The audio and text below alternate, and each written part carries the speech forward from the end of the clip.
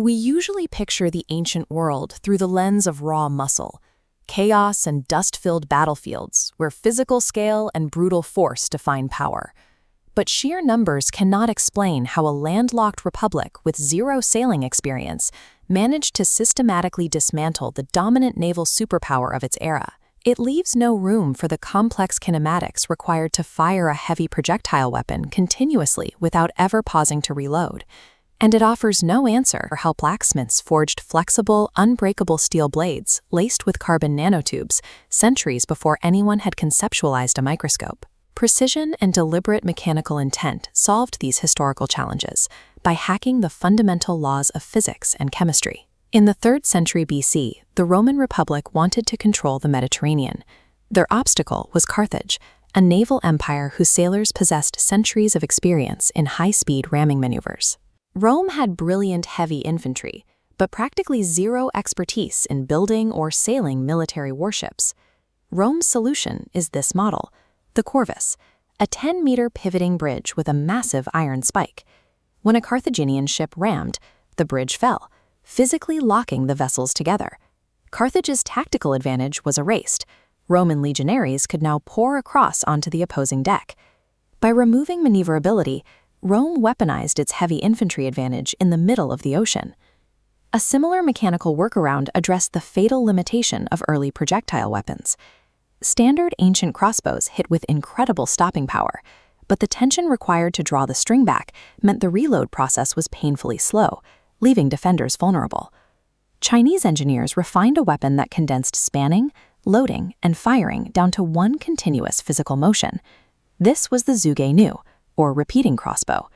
This cutaway diagram reveals the architecture. A top magazine holds a vertical stack of bolts fed by gravity. The operator pumps a lever back and forth. Pushing forward catches the string. Pulling back draws it tight, drops a bolt, and releases the tension, shooting automatically. Because the motion is entirely cyclic, a single operator could fire up to 10 bolts in just 15 seconds. This continuous fire technology provided an asymmetric advantage, allowing a small group of defenders to suppress a vastly larger attacking force. Notice the distinctive, wavy patterns on the surface of these Damascus steel blades.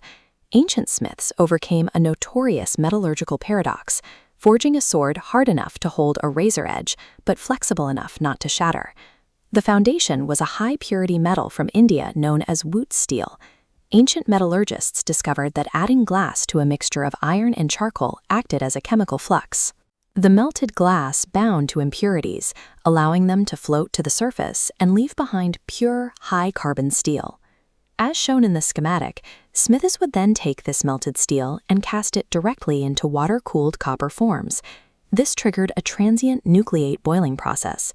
By carefully timing how water boiled against the hot forms, they controlled the exact cooling rate, preventing the steel from solidifying into an overly brittle structure. This micrograph reveals the result. The dark steel matrix is filled with tiny spherical cementite particles, which modern electron microscopy confirms actually contain carbon nanotubes. Through pure observational cause and effect, ancient smiths mastered sub-micron level chemistry to create a supermaterial that effectively acted as a microscopic saw. These physical tools were highly effective, but they weren't flawless. The heavy corvus, for example, made Roman ships so top-heavy and unstable that entire fleets capsized in heavy storms before the device was eventually abandoned. The endurance of these artifacts stems from the formalized intellectual frameworks that created them, such as the Indian knowledge system.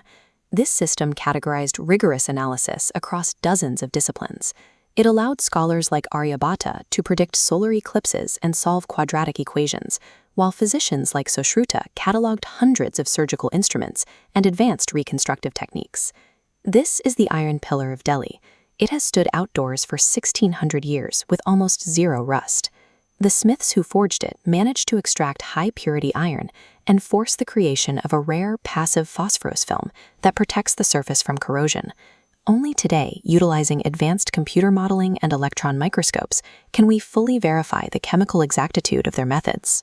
By isolating physical constraints and logging results, ancient researchers established the empirical methodologies, from metallurgical cooling to sustainable water management, that provide the scientific blueprints for how we observe and manipulate the material world.